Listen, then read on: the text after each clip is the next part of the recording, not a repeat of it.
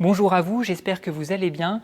Aujourd'hui, je vais vous parler confort d'été à travers cette question qu'on m'a posée via les réseaux sociaux. Comment faire pour se protéger de la chaleur l'été? Alors j'ai identifié 6 grands principes, 6 clés qui permettront d'avoir un bon confort d'été à l'intérieur d'une maison. Le premier principe, ça va de soi, il s'agit de bien isoler sa maison.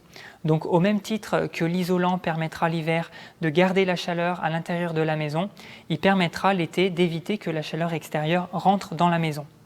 Donc on cherchera à avoir un isolant avec une bonne résistance thermique. Deuxième grand principe, on va utiliser le déphasage. En fait, un isolant, il a deux caractéristiques, donc la résistance thermique dont je viens de parler, mais aussi il a une capacité de stockage. Et à résistance thermique égale, deux matériaux peuvent avoir une capacité de stockage très différente. Et donc, cette capacité de stockage, c'est ce qui fera que la chaleur mettra du temps pour passer d'un côté à l'autre du matériau. Et c'est ça le déphasage, c'est le temps que la chaleur va mettre. Donc par exemple avec la laine de bois, si je prends une résistance thermique de 6, la chaleur va mettre 12 heures pour traverser la paroi. Maintenant, si je prends la laine de verre avec la même résistance thermique de 6, la chaleur mettra seulement 5 heures. Donc c'est très important d'avoir une durée importante de déphasage parce que l'été, la façade extérieure commencera à chauffer aux alentours de 10 heures. Avec la laine de bois, c'est seulement à 22 heures qu'elle aura totalement traversé la paroi. Et donc à 22 heures, ça pose aucun problème parce que à l'extérieur, il fait à nouveau frais, on peut aérer la maison. Par contre, avec la laine de verre, c'est à 15 heures où on aura la paroi à l'intérieur chaude. Et donc c'est aussi l'heure où à l'extérieur, on a le pic de chaleur. Donc voilà, c'est important de pouvoir différer dans le temps l'arrivée de la chaleur. Et c'est ce que permet le déphasage. Donc c'est pas très connu, mais c'est important de le savoir. Voilà. Troisième principe à mettre en œuvre, c'est du bon sens en fait, c'est l'ombrage naturel. Au même titre que nous, on se met sous un parasol pour se protéger du soleil, on peut faire en sorte que la maison soit ombragée par quelques arbres bien placés. Alors bien sûr, il faudra veiller à ce que ce soit des arbres à feuilles caduques qui perdront leurs feuilles pendant l'hiver pour permettre au rayonnement solaire de chauffer la maison à ce moment-là. Mais en tout cas, l'été, ils la protégeront.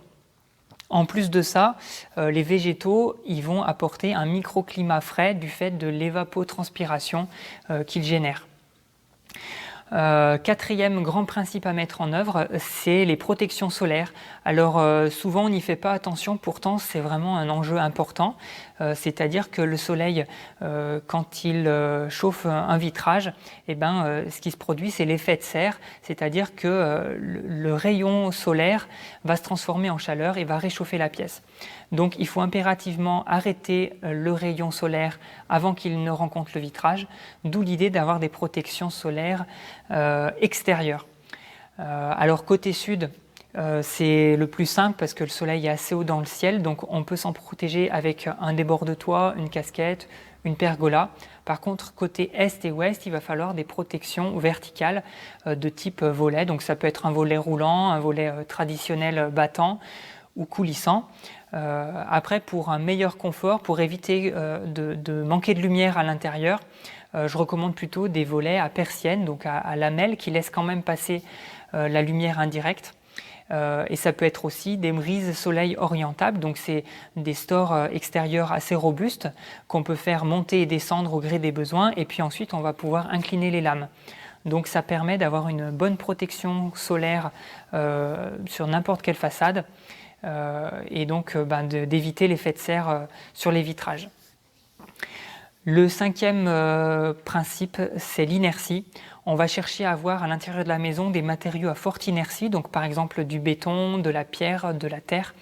L'inertie, c'est la capacité qu'a le matériau à stocker la chaleur ou au contraire à garder la fraîcheur pendant un bon moment. Donc l'été, c'est précieux parce que le matin, les matériaux seront frais et on va garder la fraîcheur pendant une bonne partie de la journée alors qu'à l'extérieur, l'air va chauffer. Donc ces matériaux vont quand même monter en chaleur petit à petit. Mais arrivé le soir vers 22h, c'est là où ils seront le plus chauds, mais c'est pas un problème parce qu'à l'extérieur il fera à nouveau frais, donc on pourra ventiler et si on ventile toute la nuit, ils vont continuer de se décharger de leurs calories et au petit matin ils seront à nouveau frais et ainsi de suite. Donc voilà l'importance de l'inertie. Et enfin, le 5e principe à mettre en place, c'est la ventilation. Alors traditionnellement, dans beaucoup de maisons, on a une ventilation simple flux, donc on extrait l'air vicié des pièces humides, WC, salle de bain et cuisine, et puis on va faire rentrer de l'air par les trous qu'on a au-dessus des fenêtres. Et donc si à l'extérieur on a un air à 35 degrés, on va injecter de l'air à l'intérieur à 35 degrés. Maintenant, en ventilation double flux, donc on aura toujours le même flux qui extrait l'air vicié, mais on aura un deuxième flux qui va aller chercher l'air neuf à l'extérieur et les deux flux vont se croiser via un échangeur thermique, ce qui fait que l'air à 35 degrés de l'extérieur, il perdra des calories et il va être injecté dans la maison à une température moindre. Donc voilà, on gagnera aussi à ce niveau-là.